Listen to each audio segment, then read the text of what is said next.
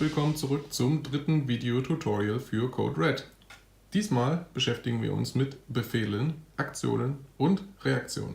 Wir erinnern uns, im letzten Video hatte der Taliban 3 Befehle generiert gegenüber dem Amerikaner, der nur 2 Befehle generiert hat.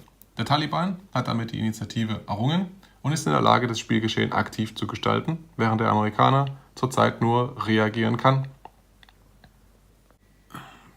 Befehle lassen sich für Aktionen oder Aktivierungen einsetzen.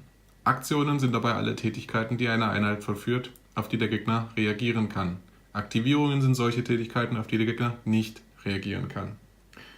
Es gibt 2 kombinierbare Arten von Aktionen. Das wären Feuerkampf und Bewegung.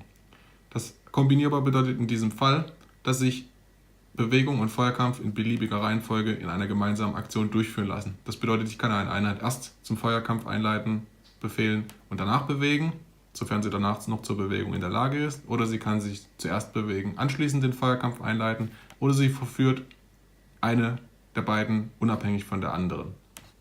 Aktivierungen sind beispielsweise Dinge wie Einheiten zu sammeln, wenn man es in der Initiativephase vergessen haben sollte, Sammelpunkte zu bewegen, von denen sich noch keine Einheit auf das Spielfeld platziert hat, Einheiten an einem Sammelpunkt auf das Spielfeld zu bringen, Feuerunterstützung anfordern, Feuerschutz geben lassen oder Nachschub für den Reservepool anfordern. All diese Dinge sind Regeln für Fortgeschrittene, mit denen werden wir uns später beschäftigen.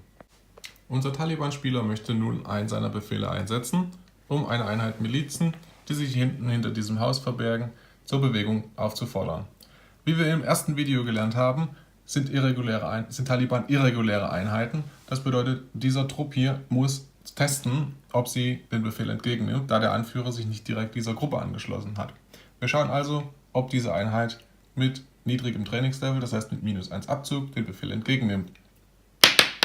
Auch hier ist die Erfolgsschwelle im Normalfall eine 5, gewürfelt ist eine 8. Wir ziehen 1 ab für das niedrige Trainingslevel, das bedeutet, diese Einheit gehorcht und der Taliban kann diese Einheit bewegen.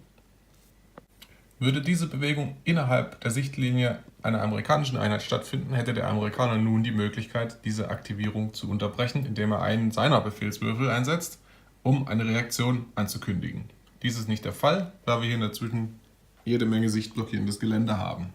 Der Taliban kann seine Bewegungen also in Ruhe durchführen. Damit befassen wir uns im Kapitel Bewegung und Feuerkampf.